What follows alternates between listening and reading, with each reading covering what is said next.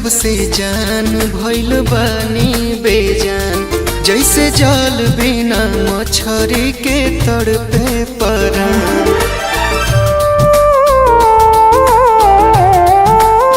हाँ, छोड़ी गइलू जब से जान भइल बानी बेजान, जैसे जल बिना मछरी के तड़पे परान। कहलू छोड़ब ना साथ कहके चली गइलू घाट, झूला गम के झूला गइलू।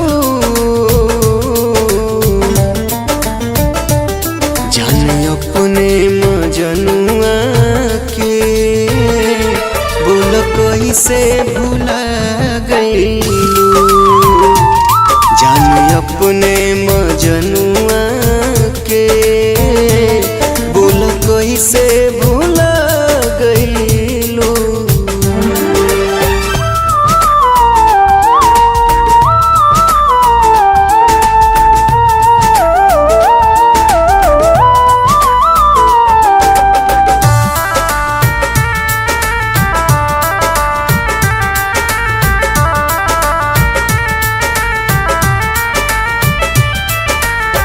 जिंदगी की सांस खास रहलू तू दिल के, कैसे बना गइलू दूरी।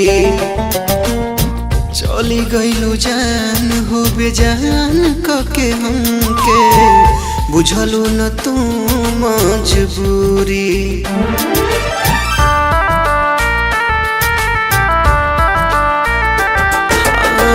जिंदगी के सांस खास रहलू तू दिल के, कैसे बना गइलू दूरी। चली गइलू जान हो बेजान कके हमके, बुझलू न तू मजबूरी। रोवे दिलवा हमार तू बदली गइलू यार, असली चेहरा दिखा गइलू।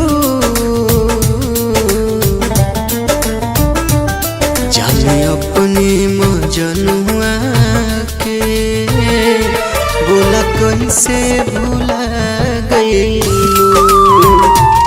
जाने अपने मजनुआ के बोला कैसे भुला गइलू।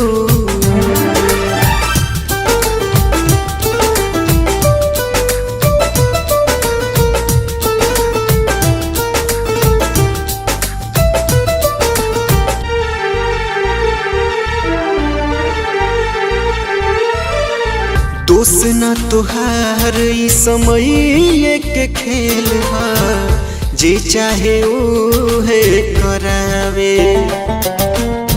कबहू खुशी कबो गम के बदरिया, इहे समैया देखावे।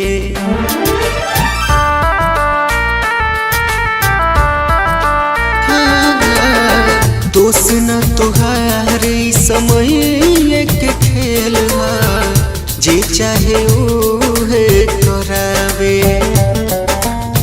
कबहू खुशी कबो गम के बदरिया, इहे समैया देखावे। बाकी तू निरमम होई गइलू सनम, बिरजू के रुला गइलू। जाने अपने मजनुआ के बोला कैसे भुला गइलू। जाने अपने मजनुआ के बोला कैसे